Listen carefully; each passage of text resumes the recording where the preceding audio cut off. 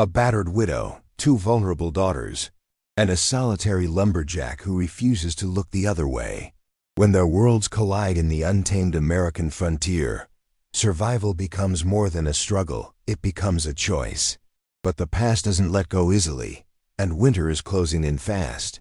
Thank you so much for watching and for all your comments. Let me know at the end if you liked the story, and where you're watching from and why you're following this. In the remote timber town of Pinecrest, Oregon, 1883, where the scent of fresh-cut pine hung perpetually in the air, Emmett Blackwood stood tall among the other lumberjacks.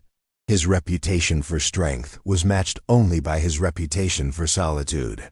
The townspeople had grown accustomed to his quiet presence, the way he would tip his worn hat in greeting, but rarely engage in conversation beyond what was necessary. On this particular autumn morning, as golden light filtered through the towering trees, Emmett loaded his wagon with supplies from Harmon's General Store. His broad shoulders moved with practiced efficiency as he secured the ropes around sacks of flour and beans. "Mornin', Emmett," called Samuel Harmon from the porch of his store. "Heard there's trouble over at the Chun place." Emmett paused, his hands stilling on the rope. "What kind of trouble?" "That no good husband of hers. Folks say they heard screaming again last night. Third time this month." Samuel shook his head. "Sheriff won't do nothin' about it. Says it's a family matter." Emmett's jaw tightened beneath his thick beard. He had seen May Chun in town occasionally, a Chinese immigrant who had married a local farmer.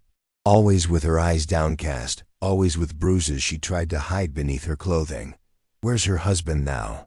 Emmett asked, his voice low and gravelly from disuse. "Headed to Portland to sell crops. Won't be back till tomorrow, I reckon." Emmett nodded once, then climbed onto his wagon without another word. Instead of taking the road back to his cabin deep in the woods, he directed his horses toward the Chun farm on the outskirts of town. As he approached the modest farmhouse, he noticed the stillness that hung over the property. No smoke rose from the chimney despite the morning chill.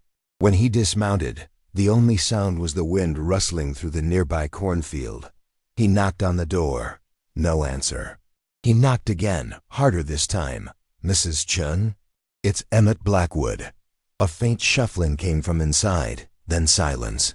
Emmett waited, patient as only a man who lived alone in the wilderness could be. Finally, the door creaked open just enough for him to see a sliver of May Chun's face and the angry purple bruise that bloomed across her cheekbone. "Mr. Blackwood," she whispered, her accent thick but her English clear. "My husband is not here, I know," Emmett said. "I came to see if you needed help." Her eyes widened with fear. No. I am fine, please go." But as she moved to close the door, a baby's cry pierced the air. May's face crumpled in distress, and she glanced nervously over her shoulder. "Mrs. Chun," Emmett said firmly, "let me in." After a moment's hesitation, she stepped back, opening the door just enough for him to enter. The inside of the house was neat but sparse. In a corner, a cradle held a red-faced infant, no more than a few weeks old. Beside it, a 3-year-old girl sat on the floor, staring at Emmett with wide, frightened eyes. "Your children?" Emmett asked, though the answer was obvious. May nodded, moving to lift the crying baby. "My daughters, Lily and now this one. We have not named her yet." Emmett noticed how May winced as she bent to pick up the infant, one arm curled protectively around her ribs. As she soothed the baby, her sleeve slipped back, revealing fingerprint bruises on her wrist. "He hurts you," Emmett stated plainly. May didn't answer immediately. When she did, her voice was barely audible. "He wanted sons. He says I give him only useless girls." She swallowed hard. "Last night," he said when he returns from Portland, "he will take the baby to the orphanage. Says we cannot feed another mouth that will never work the fields." Something cold and hard settled in Emmett's chest. He had seen enough of the world to know what happened to abandoned children, especially girls. His own sister had been sent to an orphanage after their parents died. He never saw her again. "You're coming with me," he said abruptly. May looked up in shock. "What?" "Pack whatever you can carry," You and your daughters. You're coming with me. I cannot leave. He will find me. He will kill me. Not where I'm taking you, Emmett said with quiet certainty. My cabin is 3 hours into the forest. No one comes there unless I want them to. May clutched her baby tighter. Why would you help us? You do not know me. Emmett's weathered face revealed nothing, but his eyes held a depth of understanding that made May fall silent. I know enough, he said simply. No child deserves to be thrown away. No woman deserves to be beaten for bringing life into this world. Outside, a crow called, breaking the silence that had fallen between them.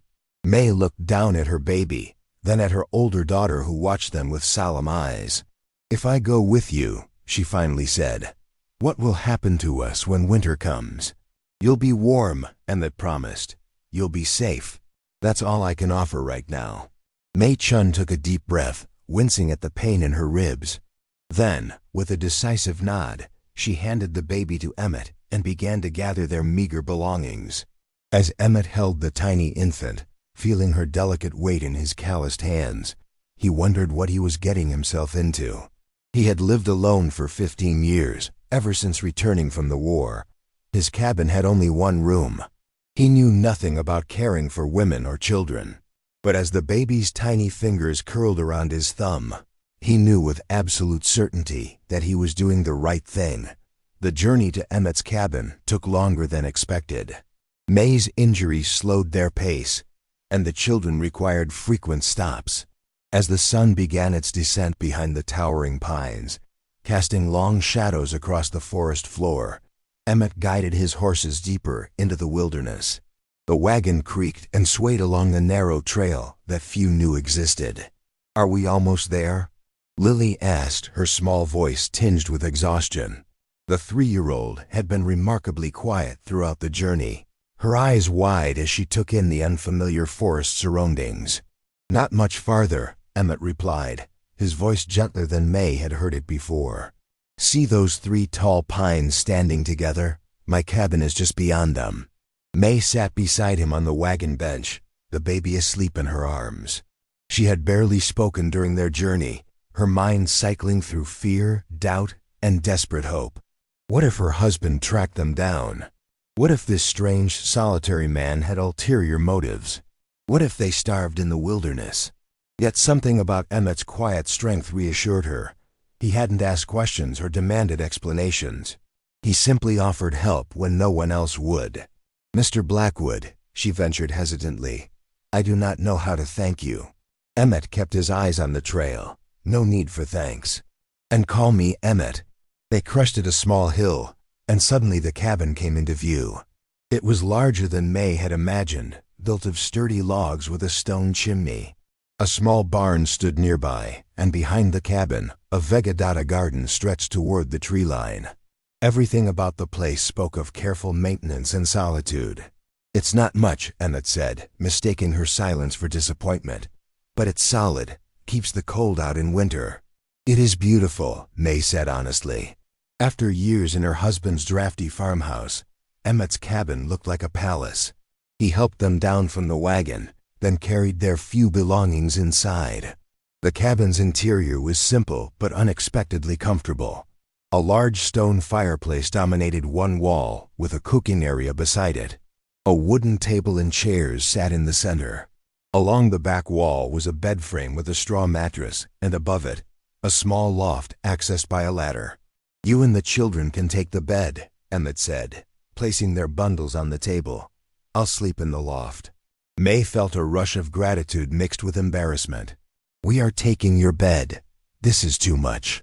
It's nothing, he replied, already moving to light the fire. You're injured. You need rest.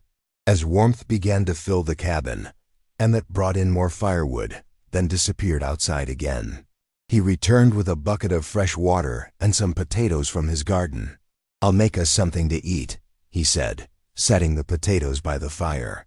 Please let me help, May insisted, carefully placing her sleeping baby on the bed. I can cook. For a moment, Emmett looked like he might refuse, but then he nodded. All right. They worked side by side in companionable silence.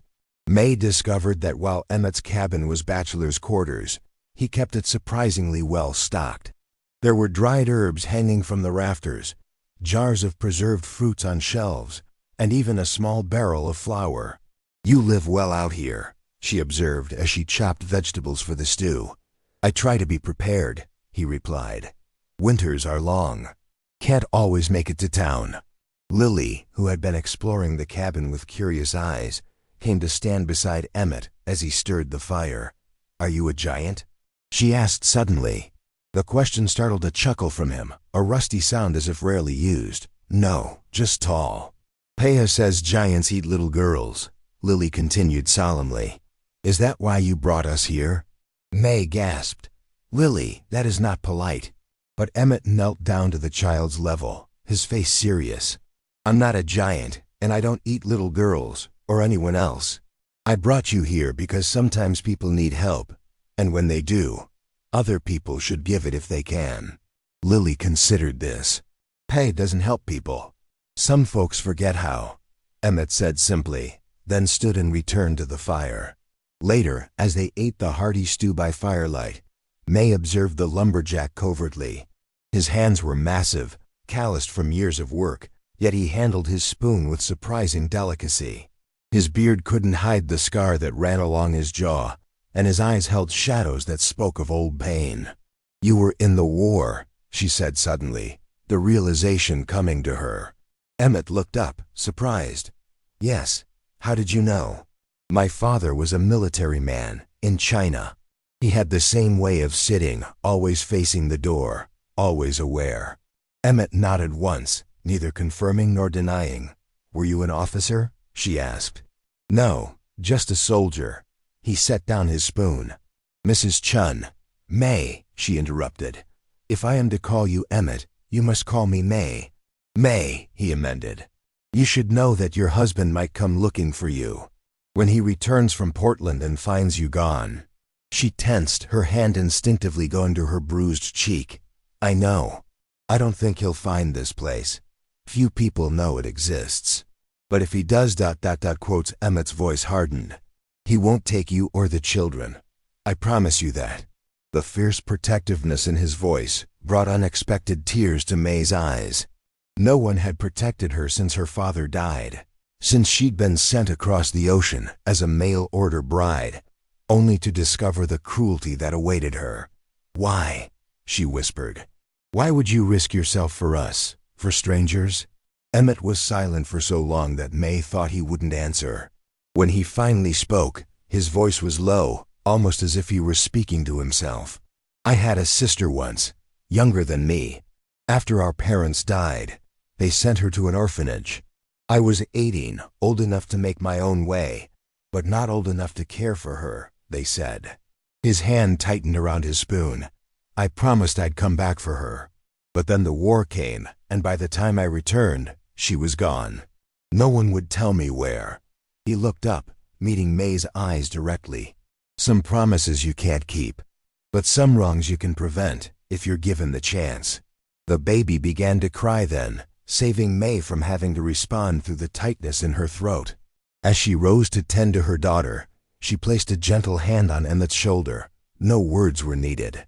That night, as May lay in Emmett's bed with her daughters beside her, listening to the unfamiliar sounds of the forest and the occasional creak of the loft where Emmett slept, she felt something she hadn't felt in years.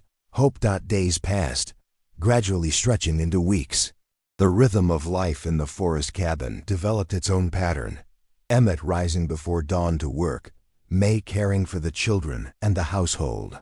As her injuries healed, she took on more responsibilities, tending the garden and preserving the last of the autumn harvest for the coming winter.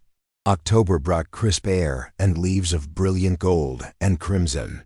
The baby, whom they had begun calling Rose after the wild roses that grew near the cabin, thrived under May's care, her little face growing rounder with each passing day.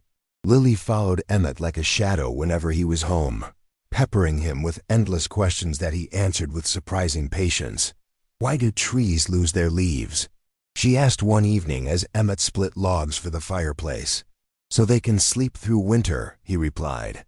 his axe rising and falling in a steady rhythm. Like how you take off your clothes before bed. Lily considered this. Do they have dreams? Emmett paused, wiping sweat from his brow despite the cool air. Maybe. What would a tree dream about, do you think? Birds, Lily decided firmly. And squirrels telling stories. From where she sat on the cabin porch, darning one of Emmett's shirts, May watched the interaction with a warm feeling in her chest. Lily had never known gentleness from a man before. Her husband had only shown impatience and disappointment toward his daughters. Later that night, after the children were asleep, May and Emmett sat by the fire as had become their custom. These quiet evenings had gradually evolved from awkward silence to comfortable companionship. Tonight, Emmett was carving a small wooden horse for Lily while May mended clothes. "I need to go to town tomorrow," he said, his knife carefully shaping the horse's mane. "We're running low on flour and salt."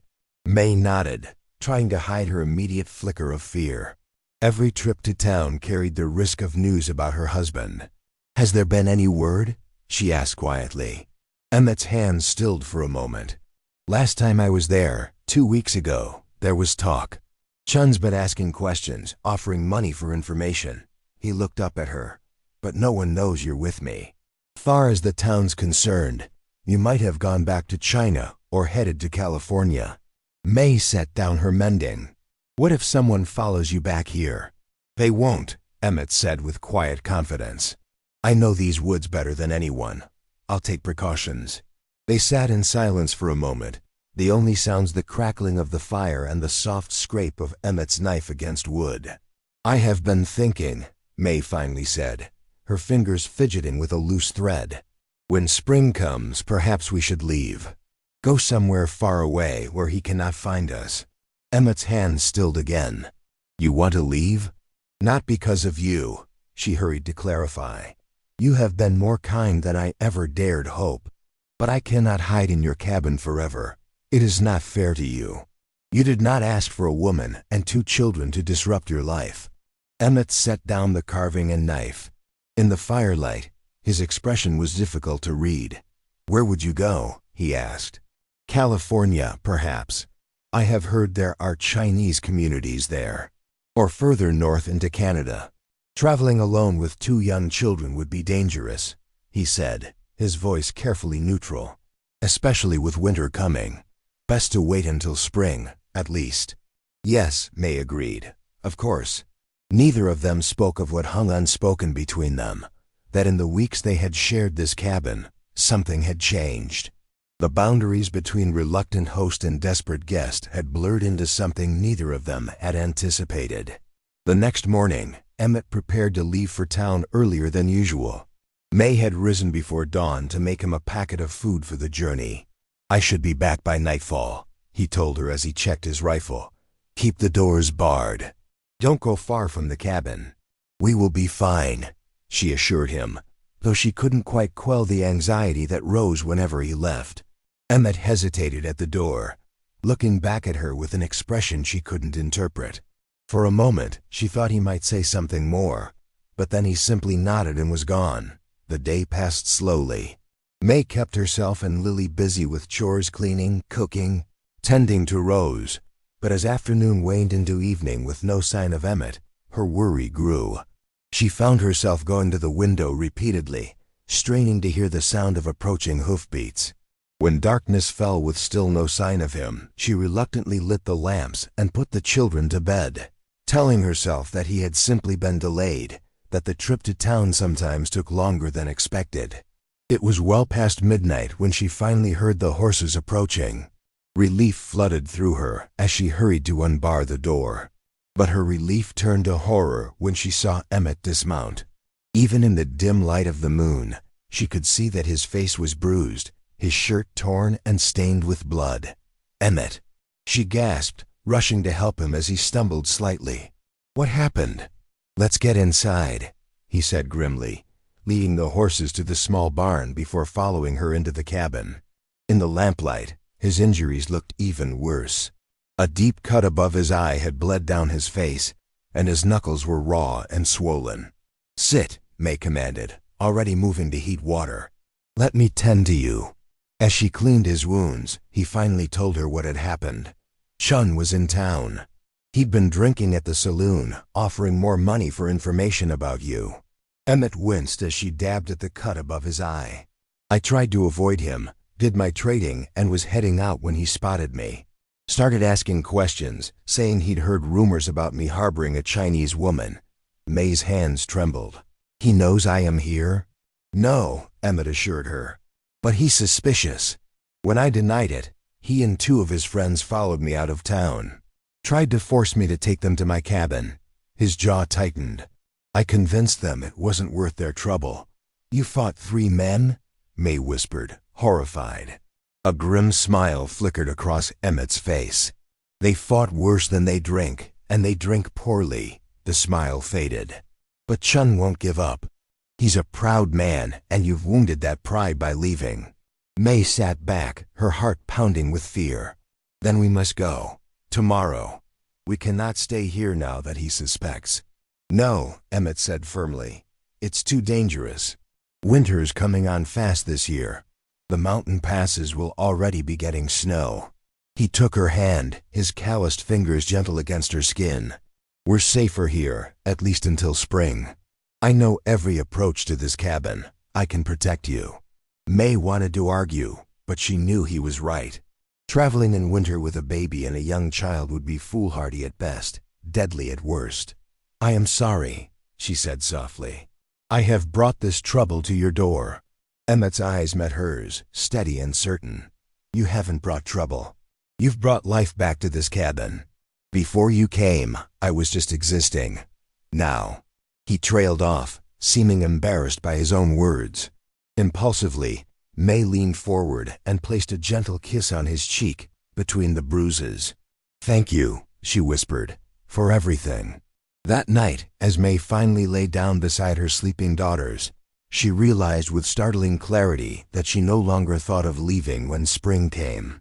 Somehow, in the space of a few short weeks, this cabin in the wilderness had become more of a home than any place she had known since leaving China. And the solitary lumberjack who had risked himself to protect her and her daughters had become someone she couldn't imagine living without. Winter descended upon the forest with swift severity. Snow piled high around the cabin, and icicles hung like crystal daggers from the eaves. Inside, the fire burned constantly, keeping the small space warm as howling winds rattled the shutters. December brought Christmas, a holiday May had never properly celebrated. Emmett surprised her by cutting a small pine tree and bringing it inside for Lily to decorate with pine cones and bits of colored cloth. On Christmas morning, Lily squealed with delight at the wooden horse Emmett had carved for her, while May blinked back tears at the gift he presented to her, a delicate wooden comb carved with intricate rose patterns. "It is beautiful," she whispered, running her fingers over the smooth wood. "How did you make something so fine?" Emmett shrugged, but his eyes were warm as they followed her movements. "Had a lot of time during the long nights. Wanted you to have something pretty."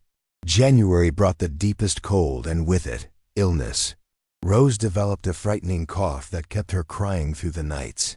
For 3 terrifying days, the baby's fever raged while May and Emmett took turns holding her, bathing her tiny body with cool cloths, and praying to their respective gods for mercy.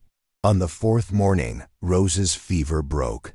As May held her sleeping daughter, exhaustion and relief overwhelming her, Emmett sat beside her on the bed. "She's strong," he said, his voice rough with fatigue. "Like her mother." May looked up at him, seeing the dark circles under his eyes, the worry etched into his face. Without thinking, she leaned against his shoulder.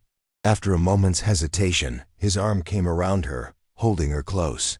"I was so afraid," she admitted, "if we had lost her. But we didn't," Emmett said firmly. "She's going to be fine now." "We." The word hung between them, full of meaning neither of them was ready to acknowledge. February brought slightly warmer days, but deeper snow. Emmett spent hours digging paths from the cabin to the barn and the woodpile. Game was scarce, but his traps still provided enough meat to supplement their stored provisions. One evening, as a fresh snowstorm howled outside, Lily asked the question that had been inevitable. Is Emmett our new pa now? May nearly dropped the pot she was stirring. Across the room, Emmett's hand stilled on the trap he was mending. Lily, May began, flustered. Mr. Emmett is our friend who has kindly let us stay in his home. But he takes care of us like a pa, Lily persisted. And he doesn't hit you like old pa did. The innocence with which she stated this terrible truth made May's heart ache. She glanced at Emmett, who was staring at the trap in his hands as if it held some vital secret. Go wash for dinner, May told Lily gently. It's almost ready. When the child had scampered off to the wash basin, an awkward silence fell between the adults. I'm sorry, May finally said. Children say what they think without understanding. Emmett set the trap aside and looked up at her. She understands more than you think. He hesitated, then added, I don't mind. What she said. May's heart stuttered in her chest. Emmett ... You don't have to say anything, he quickly assured her. I know you're still married in the eyes of the law, even if Chun treated you worse than a man should treat his dog. And I know that come spring, you might still want to leave. He took a deep breath. But if you wanted to stay, there's room here for all of you, always. The simple offer, made with such quiet sincerity, brought tears to May's eyes. Before she could respond, Rose began to cry from her cradle, and the moment passed. But that night, after the children were asleep, May joined Emmett on the porch despite the cold. They stood side by side, watching the snow fall in the moonlight, their breath-forming clouds in the frigid air. When I was a girl in China, May said softly, my mother told me that each snowflake is a wish made by someone who has passed on to the next world. The bigger the snowflake, the more important the wish. Emmett looked at the large flakes drifting down around them. Must be some mighty important wishes falling tonight. Yes. May turned to face him, gathering her courage. Emmett, what you said earlier, about us staying ... You don't need to decide now, he interrupted. There's time. That is not what I was going to say. She took a deep breath. I do not want to leave when spring comes. This place ... it has become home. You have become ... She struggled to find the right words. Emmett's eyes never left her face. What have I become, May? Everything, she whispered. You have become everything. Slowly, giving her every chance to step away, Emmett reached out and touched her cheek. His hand, so large and capable of such strength, cradled her face with exquisite gentleness. I never thought I'd have a family again, he said, his voice barely audible above the wind. Never thought I'd want one. But you and the girls, you've changed something in me, woken something I thought was dead. May leaned into his touch. We are not truly a family yet. We could be, he said. When spring comes, we could ride to the next county. Find a preacher, but only if Chun. There are ways, May said, thinking of the divorce papers that existed in American law but not in Chinese tradition. If we can prove his cruelty ... Emmett nodded. We'll find a way, together. The promise in that single word warmed May more than any fire could have. Standing on tiptoe, she pressed her lips to his, a kiss as gentle as the snowflakes falling around them. March brought the first signs of thaw. Patches of bare ground began to appear beneath the melting snow, and the creek behind the cabin ran swift with icy water. With the warming weather came increased vigilance, and that spent more time scouting the approaches to the cabin, worried that Chun might attempt to find them once the trails were passable. One afternoon, as May hung laundry on a line stretched between two pines, she heard the distant sound of horses approaching. Her heart leapt to her throat as she grabbed Lily, who had been playing nearby, and rushed inside. Someone's coming, she told Emmett, who was repairing a chair by the fire. 2 riders, maybe 3. Emmett was on his feet instantly, reaching for his rifle. Take the children to the root cellar.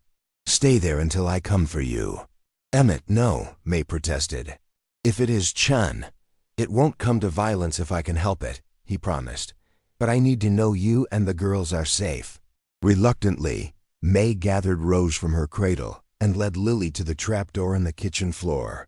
The root cellar was small and dark, but it would hide them if necessary. "Be careful," she whispered to Emmett before descending the ladder. From below, she could hear the muffled sound of horses arriving, men's voices, and then Emmett's deeper tones responding. She strained to make out words, but the thick wood of the cabin floor obscured them. Then came the sound she had been dreading, raised voices, angry shouting, and the unmistakable noise of a scuffle. Lily whimpered in fear, and May held her close, her heart pounding so loudly she was sure it could be heard above them. A gunshot cracked through the air, followed by silence. May froze, terror seizing her lungs. Who had fired? Who had been hit? The question screamed in her mind as she clutched her children, unable to move, unable to breathe. Then came the sound of boots on the cabin floor, moving toward the trapdoor. May pressed herself and the children into the darkest corner, praying that whoever searched would not find them. The trapdoor lifted. "May, it's safe now." Emmett's voice sent a wave of relief so powerful through her that she nearly collapsed. "We are here," she called, her voice shaking.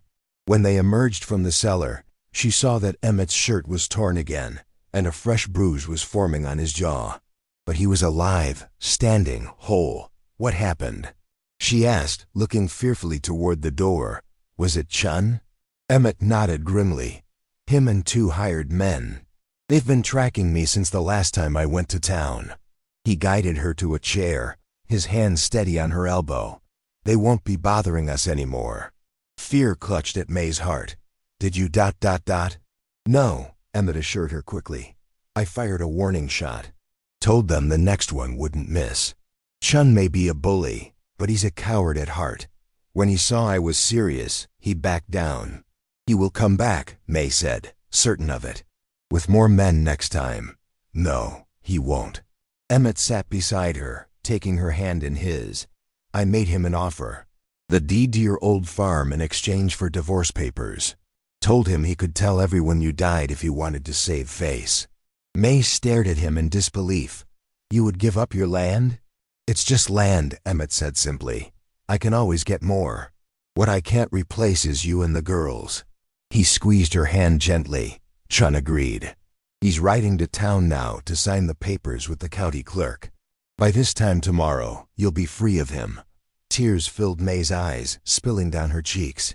"Free," she whispered, the word tasting strange and wonderful on her tongue. Emmett brushed a tear from her cheek with his thumb. "And then, if you still want to, we can ride to the next county. Find that preacher." May looked around the cabin that had become her sanctuary, at Lily playing contentedly by the fire, at Rose sleeping peacefully in her arms. Then she looked at Emmett, this quiet, strong man who had saved them in every way a person could be saved. "Yes," she said, smiling through her tears. "I want that more than anything." Outside, the last of the winter snow was melting away, revealing tender green shoots pushing up through the soil. Spring had arrived, bringing with it not the need to flee, but the promise of new beginnings right where they were.